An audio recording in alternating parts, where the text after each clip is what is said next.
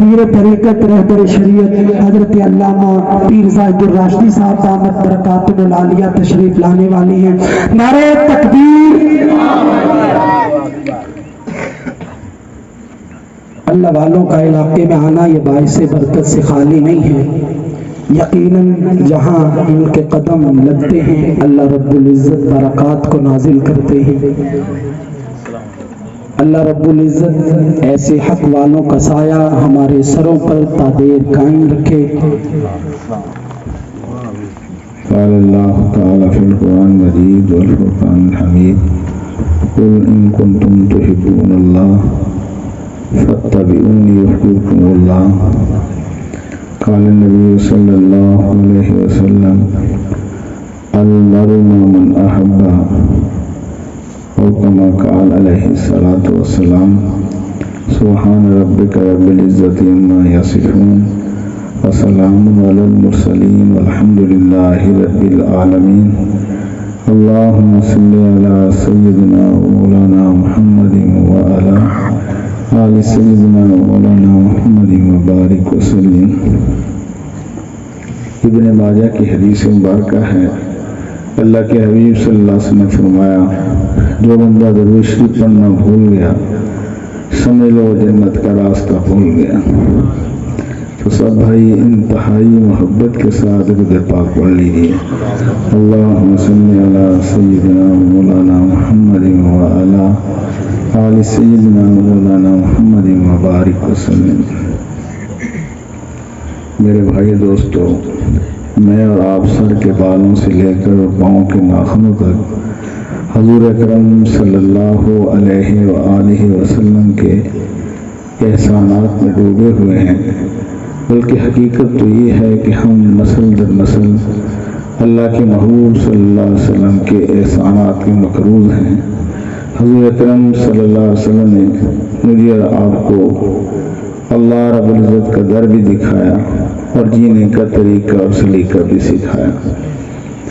زندگی میں ایک لمحہ بھی ایسا نہیں جہاں اللہ کے نبی صلی اللہ علیہ وسلم نے مجھے اور آپ کو بے یار و مددگار چھوڑ دیا ہو اور ہماری رہنمائی نہ فرمائی ہو، بلکہ اس بات کو قسم کھا کر یہ بیان کیا جا سکتا ہے کہ دنیا جہان کی ساری مائیں مل جائیں، سارے باپ مل جائیں، وہ اپنی اولاد کے ساتھ محبت کا معاملہ نہیں کر رہے۔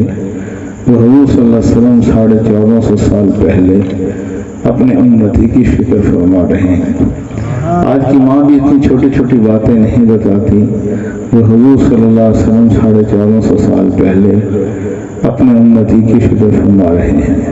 آپ صلی اللہ علیہ وسلم نے فرمایا کہ جب بیت الخلاء کے اندر جانا تو پہلے دعا پڑھنا بسم اللہ اللہم انی اعوذ بک من الخبث والخبائث، پھر بایاں پاؤں داخل کرنا۔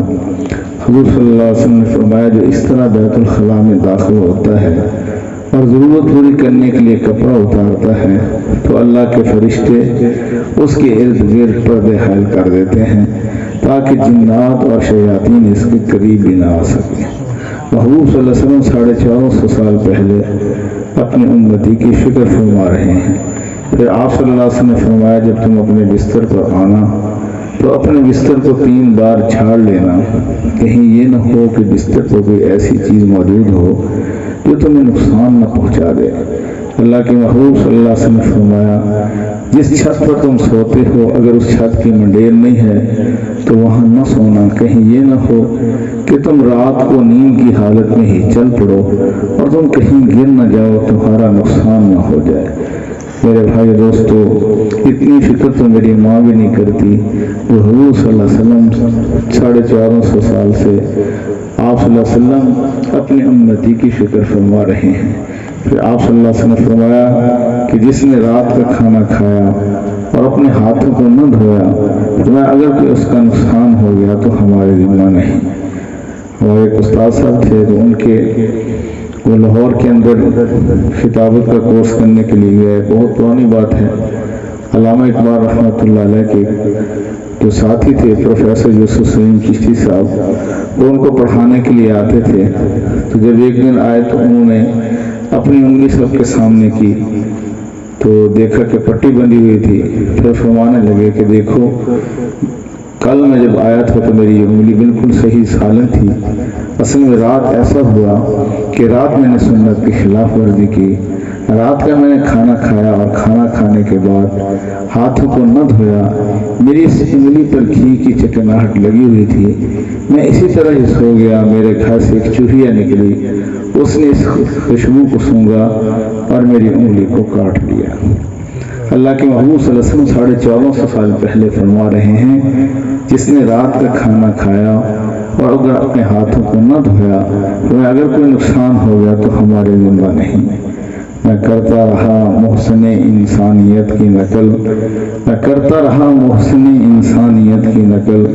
احسان اپنے آپ پہ کرتا چلا گیا.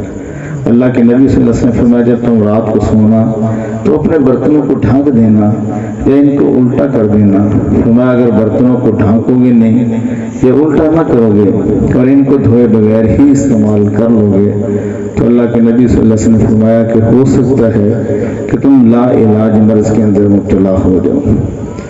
اللہ کے محبوب صلی اللہ علیہ وسلم نے فرمایا اگر تم نے کپڑے پہنے ہوئے ہیں اور اگر یہ کپڑے پھٹ جاتے ہیں تو ان کی سلائی پہنے نہ کرنا کہیں یہ نہ ہو کہ تمہیں سوئی نہ چل جائے. ایسی فکر تو کوئی بھی نہیں کرتا. پھر آپ صلی اللہ علیہ وسلم نے فرمایا اگر چاقو اور چھری کسی کو پکڑاتے ہو تو کاٹنے والا حصہ جو ہے نا وہ اپنی طرف کرنا اور دستی والا جس کو پکڑا رہے ہو اس کی طرف کرنا. میرے محبوب صلی اللہ علیہ وسلم کی ایک ایک طریقہ اور ایک ایک سنت کے اندر وہ محبت کا معاملہ ہے کہ انسان سوچ بھی نہیں سکتا. اللہ کے نبی صلی اللہ علیہ وسلم نے فرمایا جب تم پانی پینا تو اس کو دیکھ کر پینا. پانی پینے کی پہلی سنت کیا ہے؟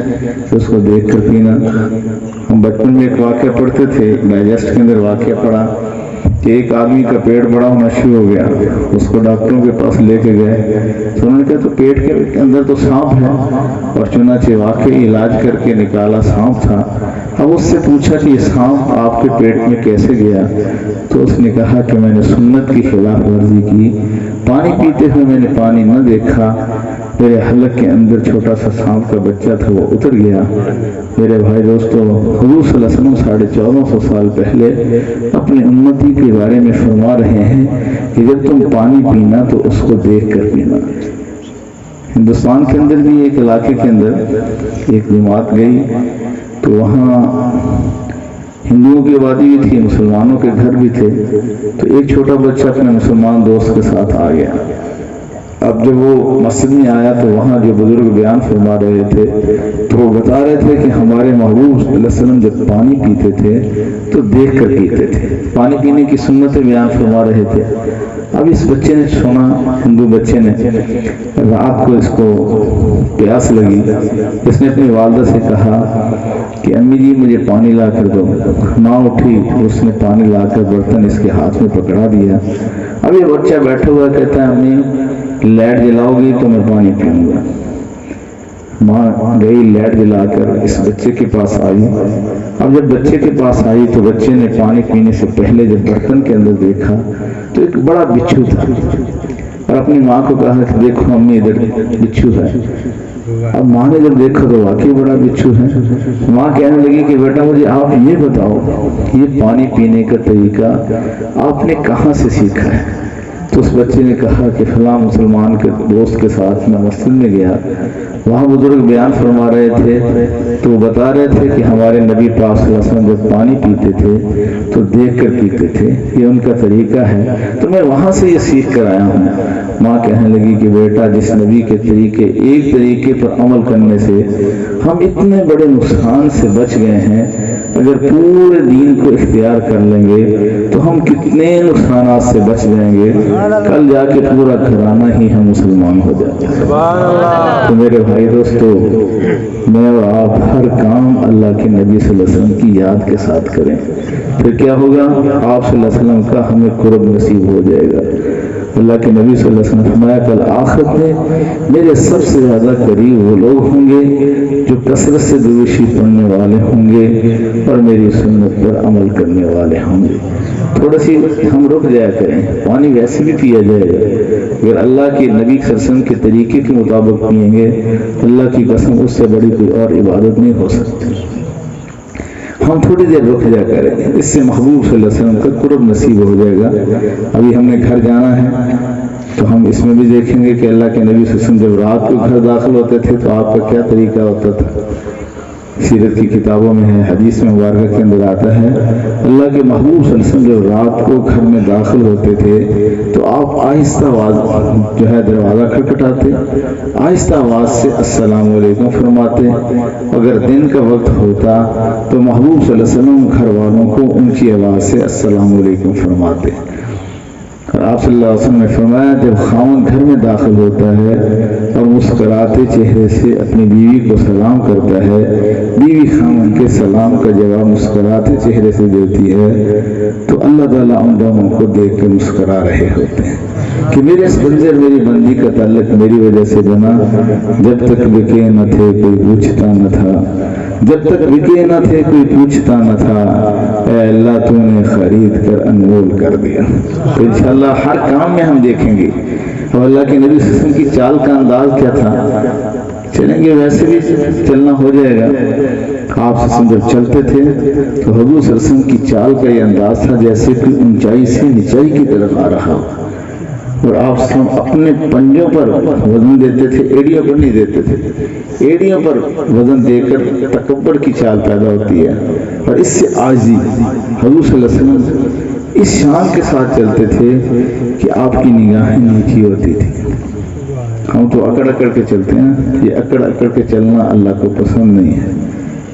ابھی اب آئے ہیں کوئی باپ بھی کے ساتھ بیٹا بھی ہوگا تو حضور صلی اللہ علیہ وسلم نے فرمایا کہ باپ کے آگے کبھی نہ چلنا، اور بیٹے کو فرمایا کہ جب تک باپ نہ بیٹھے اس وقت تک نہ بیٹھنا۔ تو میرے بھائی دوستو، ہر کام میں نے اور آپ نے محبوب صلی اللہ علیہ وسلم کے طریقوں کو دیکھنا ہے۔ تو حضور صلی اللہ علیہ وسلم جب مصافحہ فرماتے تھے تو آپ صلی اللہ علیہ وسلم اگلے بندے کا اس وقت تک ہاتھ نہیں چھوڑتے تھے جب تک وہ اپنا ہاتھ نہیں کھینچ لیتا تھا، اور اللہ کے نبی صلی اللہ علیہ وسلم اس کے چہرے پر پوری توجہ دیتے تھے۔ ہم مصافحہ کر رہے ہوتے ہیں، منہ دوسری طرف ہوتا ہے، یہ کیا ہے؟ تکبر ہے، اور یہ تکبر اللہ کو پسند نہیں ہے۔ اللہ تعالیٰ کو عاجزی زیادہ پسند ہے، اور عاجزی کرنا یہ اللہ تعالیٰ کو بہت ہی زیادہ پسند ہے۔ میں بچوں کری میں مر جاندی، میں دوہی جہانی تر جاندی، میں نو مجھ کرتے نکی کر کے کوٹ، پھر دوہی خزانے رب دے جی میں چاہے لوٹ۔ تو میرے بھائی دوستو، ہم ہمیشہ عاجزی اختیار کریں۔ اللہ کے نبی صلی اللہ علیہ وسلم سے اگر کوئی بڑی عمر کا کوئی بات کرتا تو محبوب صلی اللہ علیہ وسلم اپنے کانوں کو اس کی طرف جھکا لیتے۔ اگر کوئی مدینہ منورہ کی پاگل لڑکی بھی اگر آپ کو کہتی ہے آپ صلی اللہ علیہ وسلم ادھر آؤ ادھر آؤ، تو آپ صلی اللہ علیہ وسلم انکار نہ فرماتے تھے، اور بڑوں کے سامنے تو آپ صلی اللہ علیہ وسلم بالکل جو ہے نا ایسے پوری توجہ فرماتے تھے۔ تو میرے بھائیوں، میں نے اور آپ نے مل کے کلمہ پڑھا ہے لا الہ الا اللہ محمد رسول اللہ۔ اس کلمے کے دو جز ہیں، پہلا جز ہے لا الہ الا اللہ، اس میں ہم اس بات کا اقرار کر رہے ہیں کہ اے اللہ ہم آپ کے سوا کسی کی عبادت نہیں کریں گے، اور دوسرا جز ہے محمد رسول اللہ، اس میں ہم اس بات کا اقرار اور اعتراف کر رہے ہیں کہ اے اللہ ہم آپ کے محبوب صلی اللہ علیہ وسلم کے سوا کسی کی تابعداری نہیں کریں گے۔ اصل بات تو تابعداری کی ہے نا۔ اب بیٹا کہتا ہے جی ابو بہت محبت ہے، شدت کی محبت ہے آپ کے ساتھ، اور ابو کہتے ہیں کہ بیٹا ذرا گلاس پانی کا تو لاؤ، اور کہتا ہے ابو یہ مشکل ہے، نیند چھوڑ کے اور میں آپ کو گلاس پانی کا لا کے دوں، یہ محبت نہیں ہے، یہ دعویٰ ہے۔ اس کی دلیل کیا ہے؟ اور پھر یہ بھی ہے کہ آج کل لوگ کہتے ہیں کہ محبت اظہار مانگتی ہے۔ جس کے دل میں محبت ہوتی ہے، جیسے ماں کے دل میں بچے کی محبت ہے، بچہ بار بار کہتا ہے، ماں بار بار کہتی ہے میرا منا ایسا ہے، میرا منا ایسا ہے، میرا منا دودھ مانگ رہا ہے۔ حالانکہ وہ تو بالکل ان الفاظ کو پوری طرح صحیح ادا کر سکتی ہے کہ بیٹا دودھ مانگ رہا ہے، لیکن انہیں الفاظ کو دہرا کر وہ اپنی محبت کا اظہار کر رہی ہوتی ہے۔ اسی طرح اللہ کے نبی صلی اللہ علیہ وسلم کے ساتھ جس کی محبت ہوتی ہے وہ انہیں اداؤں کو اختیار کر کے وہ بڑی لذت محسوس کر رہا ہوتا ہے۔ میرے پیر و مرشد امام العلماء وصلحہ حضرت پیر حافظ الفقار احمد نقشبندی دامت برکاتہ عالیہ کئی سال تک اس طرح چلتے رہے کہ میری چال اللہ کے نبی صلی اللہ علیہ وسلم کی چال کی طرح ہو جائے۔ اب یہ کیا ہے؟ اصل محبت ہے. جب محبت ہوتی ہے تو پھر بندے کے لیے ایسا کرنے میں اس کو مزہ آتا ہے. پھر ساری زندگی اس بات کی کوشش کرتے رہے، پہلے جان پھر جان جانا ہو گئے، آہستہ آہستہ وہ میری ہستی کا سامان ہو گئے. اور یاد رکھنا، سنت کے مقابلے میں جب بھی کوئی چیز آتی ہے تو وہ خواہش ہے. تو ہم نے خواہش کو ختم کرنا ہے. تو ایک قدم ہمارا خواہش پہ ہوگا اور اگلا قدم کہاں ہوگا؟ جنت میں ہوگا. حائل ہے دنیا میں جو دیوار خواہشات، یہ گر گئی تو سمجھو ملاقات ہو گئی. یہ خواہشات کی دیوار گر جائے گی تو پھر اللہ اور اس کے رسول صلی اللہ علیہ وسلم کے ساتھ ملاقات ہو جائے گی. تو حضور صلی اللہ علیہ وسلم اچھے اخلاق لے کے آئے تھے. اچھے اخلاق کس سے بنیں گے؟ السلام علیکم کی کثرت. آج یہ بھی سنت ختم ہوتی جا رہی ہے نا. حضرت عبداللہ بن سلام رضی اللہ تعالیٰ عنہ فرماتے ہیں کہ جب اللہ کے نبی صلی اللہ علیہ وسلم مکہ مکرمہ سے مدینہ منورہ تشریف لائے اور جہاں آپ صلی اللہ علیہ وسلم تشریف فرما تھے تو لوگ جوق در جوق جا رہے تھے. تو میں نے سوچا کہ میں بھی ان لوگوں میں شامل ہو گیا کہ میں بھی مسلمانوں کے نبی کو دیکھتا ہوں، کیونکہ یہ یہودیوں کے بڑے عالم تھے کہ دیکھتے ہیں وہ کیسی بات کرتے ہیں. اور میں لوگوں میں شامل ہو کر وہاں پہنچا جہاں اللہ کے نبی صلی اللہ علیہ وسلم تشریف فرما تھے. میری جب پہلی نظر آپ وسلم کے چہرہ انور پر پڑی تو میرے دل نے کہا یہ چہرہ کسی جھوٹے کا نہیں ہو سکتا. پھر آپ صلی اللہ علیہ وسلم کی زبان مبارک سے سب سے پہلے جو الفاظ سنے آپ نے ایک تو فرمایا افشو السلام، سلام کو پھیلاؤ. یہ پہلا بیان تھا مدینہ منورہ کی سرزمین پر. آخر اس بیان کی، اس تقریر کی کوئی اہمیت ہوگی نا.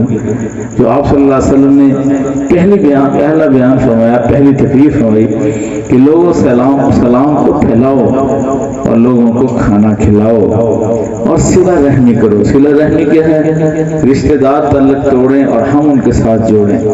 برابر سرابر کا معاملہ نہیں، وہ تعلق توڑیں اور ہم ان کے ساتھ جوڑیں. ہم تو کہتے ہیں کہ اچھا نہیں بولتا تو نہ صحیح، ہم قطع تلقی کر دیتے ہیں. یاد رکھنا، قطع تلقی کرنے والے بندے کی دعا قبول نہیں ہوتی، اس کے اعمال بھی اوپر نہیں جاتے.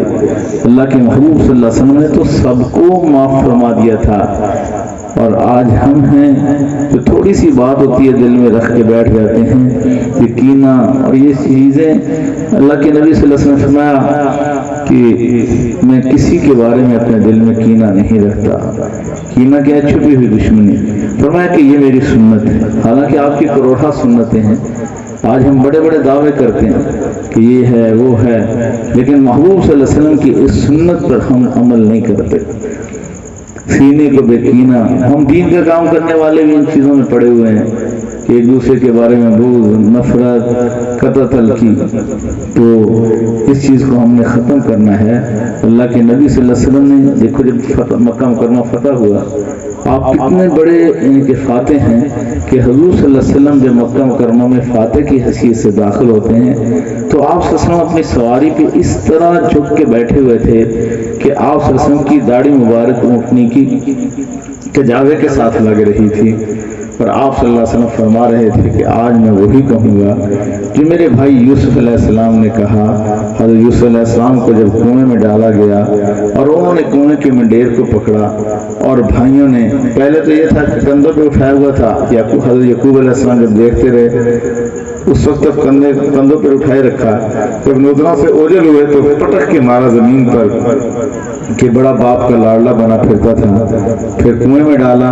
انہوں نے منڈیر کو جب پکڑا تو دونوں ہاتھوں کی انگلیاں تلوار کے قبضے سے توڑ دی حضرت یوسف علیہ السلام کی. لیکن جب اللہ نے ان کو تخت دیا اور انہوں نے تقوی اور صبر اختیار کیا، اور جو بندہ تقوی اور صبر اختیار کرے گا اللہ اس کو زمین کی پستیوں سے اٹھا کر آسمان کی بلندیوں تک پہنچائیں گے. تو حضرت یوسف علیہ السلام نے جب وہ بھائی آئے تو ان کو سب کو معاف فرما دیا تھا اور کہا تھا لا تثریب علیکم اليوم، آج کے دن تم سے کوئی بدلہ نہیں. تو اسی طرح محبوب صلی اللہ علیہ وسلم جب مکہ مکرمہ میں داخل ہوئے، مکہ مکرمہ یہ آپ کا وہ شہر تھا جہاں آپ صلی اللہ علیہ وسلم کی ولادت ہوئی، جہاں آپ کے دادا کی، آپ کے باپ کی حویلی بھی موجود تھی اور سارا کچھ تو وہاں موجود تھا. تو آپ صلی اللہ علیہ وسلم جب مکہ مکرمہ میں فاتح کی حیثیت سے داخل ہوئے تو اس عاجزی کے ساتھ بیٹھے اپنی سواری پر کہ آپ بالکل جھک کے بیٹھے ہوئے تھے۔ دنیا میں جتنے بھی فاتح ہیں سب سے پہلے اپنے دشمنوں کو قتل کرتے ہیں، لیکن میرے محبوب صلی اللہ علیہ وسلم کا یہ ایسا انقلاب تھا کہ چند بندے، صرف آپ گنتی کے چند لوگ ہیں جو قتل ہوئے، کیونکہ کوئی خون خرابہ نہیں ہوا۔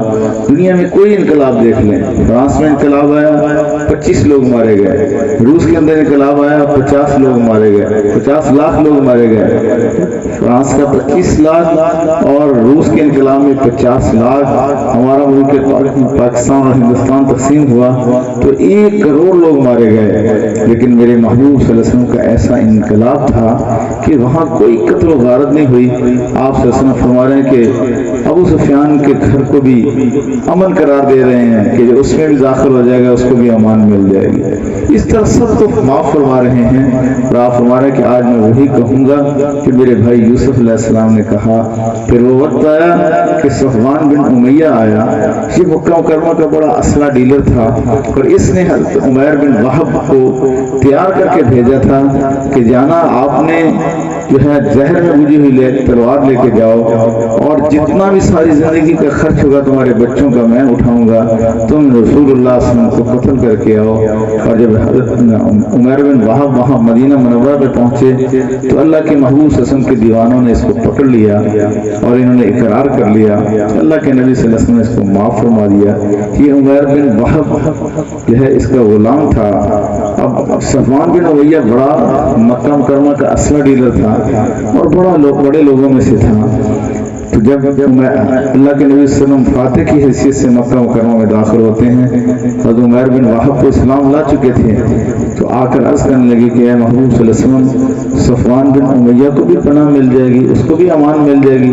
آپ نے فرمایا کہ ہاں اس کو بھی امان مل جائے گی۔ فرمایا وہ تو ڈر کے مارے بھاگ گیا ہے جدہ کی طرف۔ آپ صلی اللہ علیہ وسلم نے فرمایا میری یہ چادر لے جاؤ اور نشانی کے طور پر دکھانا کہ میں نے آپ کو امان دے دی۔ اور وہ بھی بڑا عجیب آدمی تھا، تو اب جب واپس آیا ابھی اونٹنی پر سواری تھا، اس نے دور سے کہا اے محمد صلی اللہ علیہ وسلم، یہ آپ نے عمیر بن وہب کو کہا ہے کہ چادر دے کے بھیجا تھا تو میں آ گیا ہوں، تو میں تو ابھی مسلمان نہیں ہوں گا، میں تو 2 مہینے تک ابھی سوچوں گا۔ آپ صلی اللہ علیہ وسلم میں نے آپ کو یہ نہیں کہا 2 مہینے نہیں 4 مہینے سوچو، میں نے آپ کو امان دے دی۔ پھر بھی یہ مسلمان نہیں ہوا۔ جب جنگ حنین میں آپ کو اتنا مال غنیمت آپ کے پاس آیا، 100 اونٹ اللہ کے نبی صلی اللہ علیہ وسلم نے صفوان بن امیہ کو دیے۔ اب یہ حیران ہو کے کہنے لگا کہ دنیا میں نے ایسا سخی نہیں دیکھا۔ تو یہ صفوان بن امیہ اس وقت مسلمان ہوا، تو خیر فتح مکہ کے موقع پر اللہ کے نبی صلی اللہ علیہ وسلم نے اس کو بھی معاف فرما دیا۔ پھر اکرمہ کی بیوی ابو جہل کی بہو، اکرمہ ابو جہل کا بیٹا تھا، اس کی بیوی آئی اور آ کر کہنے لگی یا رسول اللہ صلی اللہ علیہ وسلم آپ مجھے معاف فرما دیں گے؟ آپ نے فرمایا کہ میں نے آپ کو معاف کر دیا۔ ابو جہل سے بڑھ کر اور دشمن کون ہوگا؟ کہا میرا خامن ڈر کے مارے بھاگ گیا ہے، اگر آپ اس کو بھی معاف فرما دیں گے تو میں اس کو لے آؤں۔ آپ نے فرمایا کہ ہاں میں اس کو بھی معاف کر دوں گا۔ چنانچہ اکرمہ ابو جہل کا بیٹا جس کو اس کی بیوی لے کے آئی، ابھی دروازے پر پہنچے تھے، آپ اپنی امامہ مبارک اتار کے رکھ کر بیٹھ تشریف فرما تھے، کسی نے بتایا کہ اکرمہ آیا ہے، تو اللہ کے نبی صلی اللہ علیہ وسلم نے اس تیزی سے باہر تشریف لایا کہ آپ نے اپنا امامہ مبارک بھی سر پر نہ رکھا اور استقبال کیا کہ اے مہاجر سوار تیرا آنا مبارک ہو۔ اللہ کے نبی صلی اللہ علیہ وسلم نے سب کو معاف فرما دیا۔ بڑی تفصیلات ہے، ہندا کو بھی معاف کر دیا، جس نے آپ سن کے رضائی بھائی بھی تھے حضرت حمزہ رضی اللہ تعالیٰ عنہ، اور آپ کے چچا بھی تھے، سب سے چھوٹے چچا تھے، اور ان کا کلیجہ چبایا تھا۔ اللہ کے نبی صلی اللہ علیہ وسلم نے اس کو بھی معاف فرما دیا۔ اور وہ وحشی بن حرب جس نے یہ کام کیا تھا، اللہ کے نبی صلی اللہ علیہ وسلم نے اس کو بھی معاف فرما دیا۔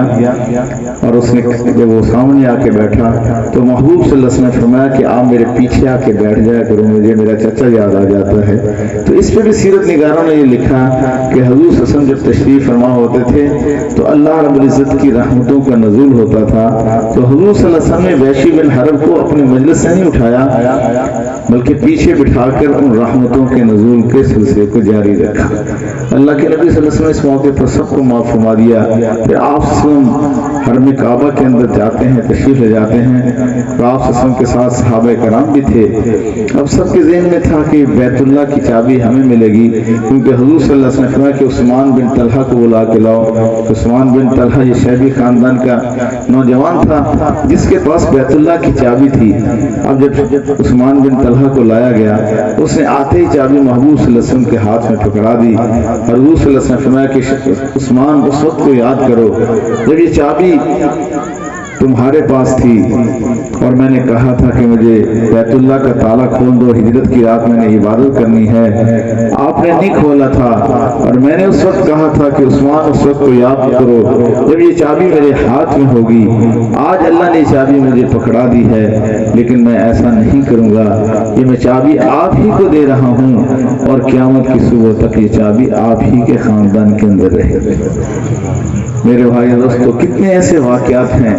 تو اللہ کے نبی صلی اللہ علیہ وسلم کا مدینہ منورہ میں پہلا بیان کیا تھا، پہلی تقریر کیا تھی، پہلا خطبہ کیا تھا؟ آپ صلی اللہ علیہ وسلم نے فرمایا ایک تو سلام کو پھیلاؤ، اور دوسرا لوگوں کو کھانا کھلاؤ، اور تیسرا صلہ رحمی کرو، لوگ تعلق توڑیں اور ہم ان کے ساتھ جوڑیں، اور چوتھا فرمایا جب رات کو لوگ سو رہے ہوں تو تم اٹھ کر تہجد کی نماز پڑھو، فرمایا تم آسانی کے ساتھ جنت میں چلے جاؤ گے۔ اب چار باتیں آپ نے بیان فرمائی، تین کا تعلق حسن اخلاق کے ساتھ ہے اور حقوق العباد کے ساتھ ہے۔ اب حسن اخلاق کی کتنی تاکید ہے، آج تو یہ ہماری زندگی سے ساری چیزیں نکلتی جا رہی ہیں میرے بھائی دوستو، اور آج یہ دن بدن ہمارے اخلاق زوال پذیر ہوتے جا رہے ہیں دن بدن۔ حالانکہ اللہ کے محبوب صلی اللہ علیہ وسلم کے پاس ایک صحابی آئے اور آ کر عرض کرنے لگے کہ اے اللہ کے نبی صلی اللہ علیہ وسلم، دین کا خلاصہ اور دین کا نچوڑ کیا ہے؟ آپ صلی اللہ علیہ وسلم نے فرمایا کہ اچھے اخلاق۔ پھر یہ صحابی آپ صلی اللہ علیہ وسلم کی دائیں طرف آئے اور آ کر عرض کرنے لگے کہ اے محبوب صلی اللہ علیہ وسلم، دین کا خلاصہ اور دین کا نچوڑ کیا ہے؟ پھر آپ صلی اللہ علیہ وسلم نے فرمایا کہ اچھے اخلاق۔ پھر یہ صحابی آپ صلی اللہ علیہ وسلم کی بائیں طرف آئے اور آ کر عرض کرنے لگے کہ اے محبوب صلی اللہ علیہ وسلم، دین کا خلاصہ اور دین کا نچوڑ کیا ہے؟ پھر آپ صلی اللہ علیہ وسلم نے فرمایا کہ اچھے اخلاق۔ پھر یہ صحابی آپ صلی اللہ علیہ وسلم کی پیچھے کی طرف آئے اور آ کر عرض کرنے لگے کہ اے محبوب صلی اللہ علیہ وسلم، آؤ مجھے دین سکھا دیجئے، دین ہمیں بتا دیجئے۔ تو آپ صلی اللہ علیہ وسلم نے فرمایا کہ بلا وجہ کسی پر غصہ نہ کرنا۔ کیا فرمایا؟ بلا وجہ کسی پر غصہ نہ کرنا، اور بھری ہوئی غلطی کرتے رہے غالب، دھول چہرے پر تھی اور ہم آئینہ صاف کرتے رہے۔ قصور بھی اپنا ہی ہوتا ہے اور پھر دوسروں کو کر رہے ہوتے ہیں، یہ کیا ہے؟ تکبر ہے۔ اللہ کے نبی صلی اللہ علیہ وسلم نے ہمیں اچھے اخلاق سکھائے، اور آپ صلی اللہ علیہ وسلم تو اچھے اخلاق سے آپ نے سب کے لوگوں کے دلوں کو جیت لیا، سب کے دلوں کو جیت لیا۔ تلوار سے اسلام نہیں پھیلا، کردار سے پھیلا ہے۔ میرے محبوب صلی اللہ علیہ وسلم کے کردار سے، آپ صلی اللہ علیہ وسلم سے تمام لوگ محبت کرتے تھے۔ حضور صلی اللہ علیہ وسلم کی مجلس میں ایک نئے صحابی آئے، اور یہ ابھی نئے مسلمان ہوئے تھے اور دیہات کے رہنے والے تھے۔ دیہاتی لوگوں کے اندر تکلف نہیں ہوتا۔ اب انہوں نے دیکھا کہ مسجد نبی شریف کے قریب جگہ خالی پڑی ہوئی ہے، اور چادر اٹھائی اور پیشاب کرنے کے لیے بیٹھ گئے۔ اب صحابہ کرام دوڑے ان کو منع کرنے کے لیے، لیکن آپ صلی اللہ علیہ وسلم نے منع فرمایا کہ نہیں، ابھی اس کو پیشاب کر لینے دو، کہیں یہ نہ ہو کہ تم اس کو منع کرو، اس کا پیشاب نہ رک جائے اور اس کو تکلیف نہ ہو جائے۔ جب اس نے پیشاب کر لیا تو اللہ کے نبی صلی اللہ علیہ وسلم نے انتہائی پیار سے بلایا، نہ تو آپ نے ڈانٹا، نہ آپ نے شرمندہ فرمایا، بس یہ کہا کہ دیکھو بھائی، یہ ہماری عبادت کی جگہ ہے، یہاں پیشاب نہیں کرتے۔ نہ شرمندہ کیا، نہ ڈانٹ ڈپٹ کی، اور صحابہ کرام کو فرمایا کہ بھائی یہاں تم جو ہے نا پانی کے ڈول بہا دو، یہ جگہ کو پاک اور صاف کر دو۔ اب یہ صحابی جو نئے مسلمان ہوئے تھے، دیہات کے رہنے والے تھے، بڑے متاثر ہوئے۔ اب تھوڑی دیر کے بعد آپ صلی اللہ علیہ وسلم نے دیکھا کہ انہوں نے جو کپڑے پہنے ہوئے ہیں نا، وہ کپڑے پھٹے ہوئے تھے۔ حضور صلی اللہ علیہ وسلم نے اپنا رحمت والا جوڑا منگوایا اور اس کو ہدیہ فرما دیا کہ بھی آپ یہ کپڑے پہن لو، کیونکہ وہ زیادہ پھٹے ہوئے تھے۔ اب تھوڑی دیر کے بعد وہ دیہاتی صحابی جس نے مسجد نبی شریف میں پیشاب کیا تھا، جب وہ اپنے گاؤں کی طرف جانے لگا تو حضور صلی اللہ علیہ وسلم والے کپڑے اس نے پہنے ہوئے تھے۔ جب وہ چل کے جا رہا تھا تو آپ صلی اللہ علیہ وسلم نے اس کو واپس بلایا، فرمایا کہ آپ کے پاس سواری نہیں ہے؟ اس نے عرض کیا یا رسول اللہ صلی اللہ علیہ وسلم میرے پاس سواری نہیں ہے۔ حضور صلی اللہ علیہ وسلم نے اپنے استعمال والی سواری منگوائی، اونٹ یا گھوڑا جو بھی تھا، اور اس کو ہدیہ فرما دیا۔ فرمایا کہ اس پہ سوار ہو کے چلے جانا۔ کیا شان تھی اس صحابی کی، وہ کپڑے اس کے جسم کے ساتھ لگے ہوئے ہیں کہ میرے محبوب صلی اللہ علیہ وسلم کے قلب اطہر کے ساتھ مس ہوئے تھے، اور اس سواری پہ وہ بیٹھا ہوا ہے جو آپ صلی اللہ علیہ وسلم کی زیر استعمال رہی تھی۔ جب یہ اپنے گاؤں کے قریب پہنچا، اس نے دور دور سے آوازیں دینی شروع کر دی، او میرے چچا جان، او میرے ماموں جان، او میرے فلاں عزیز رشتہ دار، آج میں ایک ایسی ہستی سے مل کے آیا ہوں جو بات پہ ڈانٹتی نہیں ہے، شرمندہ نہیں کرتی، غلطی پہ شرمندہ نہیں کرتی، آؤ تم بھی ان کے دامن رحمت میں آ کر پناہ لے لو۔ چنانچہ وہاں سے 300 لوگ آئے اور 300 کے 300 مسلمان ہو گئے۔ اپنے دامان شفاعت میں چھپائے رکھنا، میرے سرکار میری بات بنائے رکھنا، میں نے مانا کہ گناہگار ہوں پر آپ کا ہوں، میں خاک ہوں، مجھے قدموں سے لگائے رکھنا۔ میرے بھائی دوستو، میں بھی اور آپ بھی ذرا اپنے دامن میں جھانک کر دیکھ لیں، شاید درندے بھی ایک دوسرے کا اتنا نقصان نہیں کرتے جو آج ہم دوسروں کا نقصان کرتے ہیں، حقیقی بات ہے، اور آج ہم اس کو گناہ بھی نہیں سمجھتے۔ کسی کا دل دکھانا اس سے بڑھ کر اور گناہ کیا ہوگا؟ تو یاد رکھنا، میں اور آپ ایسی زندگی گزار کے جائیں کہ کل آخرت میں ہمارا کوئی گریبان پکڑنے والا نہ ہو۔ تو انشاءاللہ اس کی کوشش کریں گے نا، حضور صلی اللہ علیہ وسلم کی یہ سنت مبارکہ کو کثرت کے ساتھ سلام کرنا، السلام علیکم ورحمۃ اللہ وبرکاتہ، کتنی پیاری سنت ہے، ایک دعا ہے نا دوسرے مسلمان بھائی کے لیے۔ اب تو کہتے ہیں کہ نہیں صبح صبح گڈ مارننگ، کئی میسج بھی کرتے ہیں گڈ مارننگ والے، صبح بخیر والے کرتے ہیں نا، یہ نہ کیا کرو، السلام علیکم ورحمۃ اللہ وبرکاتہ والے کیا کرو۔ باپ ساری رات بخار میں ہو، پریشان ہو، تو صبح ہم کہیں گڈ مارننگ، بہت اچھی صبح ہے آپ کی، تو کیا خیال اس باپ کو غصہ آئے گا کہ نہیں آئے گا؟ کہے گا میں ساری رات تڑپتا رہا، تم کہتے بڑی اچھی صبح ہے۔ اور اگر وہ کہے گا ابو جی السلام علیکم، تم پر سلامتی ہو، تو کیا خیال ہے؟ کتنا پیارا جملہ ہے، اتنی جامعیت اور اس پہ کتنی دعائیہ پیارا جملہ ہے، تو یہاں تو خوشی ہوگی، اور گڈ مارننگ تو فلاں فلاں، اس سے کیا ہے؟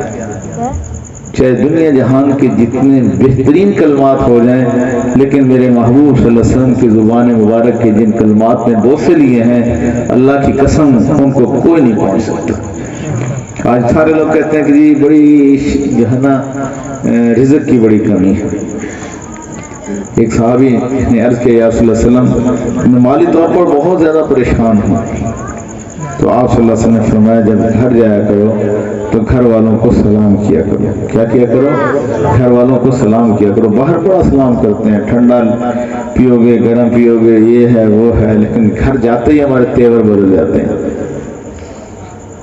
باہر اندر جا کے گھر جاتے ہی غصہ، جبکہ میرے محبوب صلی اللہ علیہ وسلم کی پوری سیرت مبارکہ کا آپ مطالعہ کر کے دیکھ لیں، حضور صلی اللہ علیہ وسلم باہر کی زندگی میں آپ پر ایک گہری سوچ چھائی ہوتی تھی، جو ہی آپ صلی اللہ علیہ وسلم گھر میں داخل ہوتے تو آپ صلی اللہ علیہ وسلم ہمیشہ گھر میں مسکراتے چہرے سے ہی داخل ہوتے، اور مسکراتے چہرے سے ہی آپ صلی اللہ علیہ وسلم دوسروں کو سلام فرماتے۔ میرے خیال ہے اس سنت پہ اگر ہم عمل کر لیں تو گھر ہمارے جنت کا نمونہ بن جائے، پریشانیاں ساری ختم ہو جائیں۔ تو صحابی نے کہا یا رسول اللہ صلی اللہ علیہ وسلم رزق کی بڑی تنگی ہے، آپ صلی اللہ علیہ وسلم فرمایا جب گھر جایا کرو تو گھر والوں کو سلام کیا کرو، پھر مجھ پر درود شریف پڑھا کرو، پھر کیا کرو پھر سورۃ اخلاص پڑھا کرو۔